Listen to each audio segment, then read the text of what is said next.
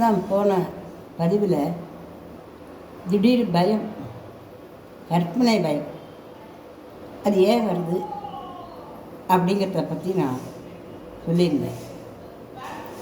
ஒரு திடீர் பயமும் நிஜமான பயமும் பொய்யான பயமும். பயம்னா பயம் தானே. இப்போ நம்ம பயந்துட்டோம் அப்படின்னு வச்சுக்கோங்க.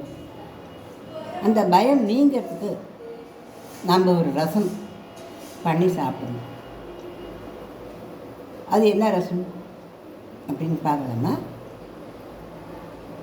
ஒரு வாணலி போட்டு அடுப்பில் ஒரு ஸ்பூன் நெய் விட்டு அதில் ஒரு அரை ஸ்பூன் கடுகு, அரை ஸ்பூன் ஜீரகம், ஒரு கொத்து கருவேப்பிலை, அரை ஸ்பூன் மஞ்சள் தூள் போட்டு வதக்கி விட்டு ஒரு நெல்லிக்காய் சைஸ் புளி அதுக்கேற்ற உப்பு நல்லா கரைச்சி அதில் கொட்டி அது நல்லா ஒரு தக்காளி பழம் போடுறதுன்னா போடலாம்.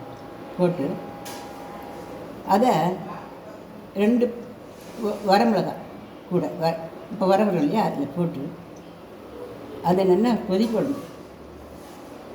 கொதிக்க விட்டு 2 டம்ளர் 3 டம்ளர் தண்ணி கொட்டி விளாவி கொத்தமல்லி பொடியாக அரிஞ்சு ஒரு அரை கட்டு கொத்தமல்லி கூட இருக்கலாம்.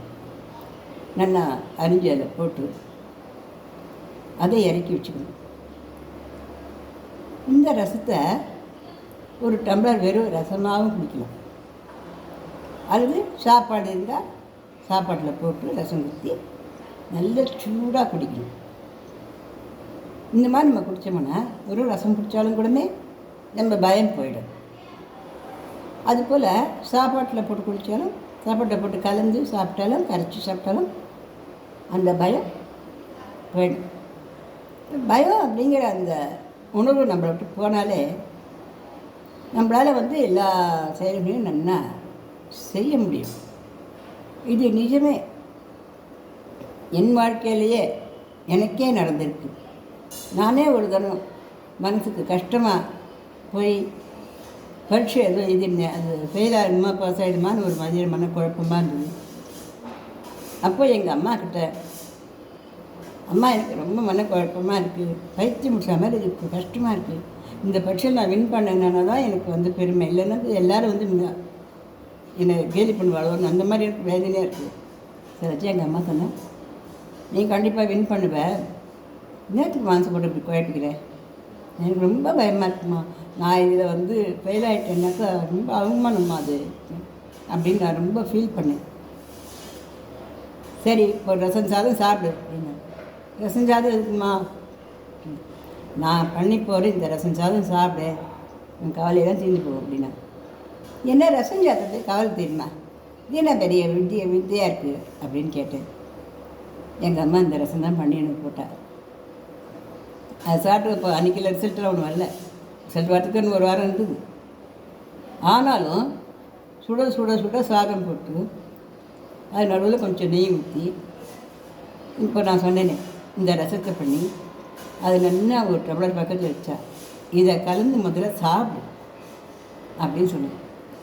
நிஜமாக பொய் சொல்லாமல் சொல்கிறேன். அதை சாப்பிட்டேன். ஒரு அரை மணி நேரத்துக்கெல்லாம் என் மனசில் இருந்த அந்த குழப்பம், அந்த பயம், என்ன ஆகுமோ ஏதாகுமோ, பாஸ் ஆகுமோ ஃபெயில் ஆகுமோ, அவமானமாக போயிடுமோ, இப்படிலாம் நாங்கள் நிறைய நினச்சிட்டு இருந்தேன்ல, எதுவுமே இல்லைங்க. என்னோடய வாழ்க்கையில் இது நிஜமாக நடந்ததுனால நான் அதை ரொம்ப தைரியத்தோடையும் சந்தோஷத்தோடையும் இந்த பதிவில் இந்த ரசத்தை நான் சொல்கிறேன். அப்புறம் எங்கள் அம்மாட்ட கேட்கும்போது எங்கள் அம்மா சொன்னேன், இந்த ரசம் சாதாரண ஜீரகம் மிளகு ரசம் இல்லை, இதில் போட்டுக்கிற பொருள்கள் எல்லாம் என்னென்னா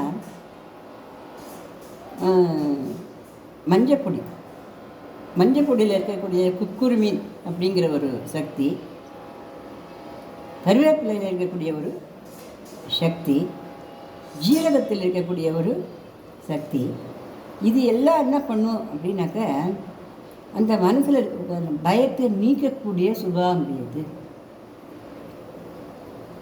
அதனால்தான் இந்த உனக்கு நான் பண்ணி கொடுத்தேன்றதில்லை, எங்கள் அம்மா எனக்கு இதை பண்ணி கொடுத்தா. நான் விளையாண்டுருக்குச்ச, அப்போது நான் பிள்ளை பெற போகிற சமயம் நோவு எடுக்கலை, இந்த மாதிரி ஒரே குழப்பமாக இருந்த சமயத்தில் எங்கள் அம்மா எனக்கு இந்த ரசத்தை பண்ணி போட்டால் பழப்பழன்னு 4 ரூபா வந்தது.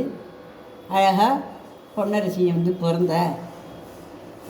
அப்போ எங்கள் அம்மாட்ட கேட்ட போது எங்கள் அம்மா சொன்னால், இந்த ரசம் அது பிரமாதமானது, இது உடம்புல இருக்கக்கூடிய அந்த வலிகளையும் குறைக்கும், மனசில் இருக்கக்கூடிய அந்த வேதனைகளையும் நீக்கும். அதனால் கவலை வச்சு இந்த ரசத்தை பண்ணி சாப்பிட்லாம் அப்படின்னு எங்கள் அம்மா எனக்கு சொன்னாடி. அதுதான் நான் அவனுக்கு பண்ணேன். இப்போ நீ கவலையாக கேட்போம் அப்படின்னு. அதனால் உண்மையிலேயே இந்த ரசத்தை பண்ணி சாப்பிட்டு பாருங்கள். இதில் இருக்கிற இந்த கருவேப்பிலை, மஞ்சள், அதுக்கப்புறம் வந்து அந்த வரமிளகா, கடுகு, இதெல்லாம் சாதாரணமாக வீட்டு சாமான்கள் மாதிரி இருக்கிற வழிய இந்த சாமான்களில் இருக்கக்கூடிய சக்திகளெல்லாம் நம்ம உடம்பையும் மனசையும் ரிலாக்ஸ் ஆக்கி விடுறதுங்கிறது நிஜம். என்ன ரசம் பண்ணி சாப்பிடலாமா?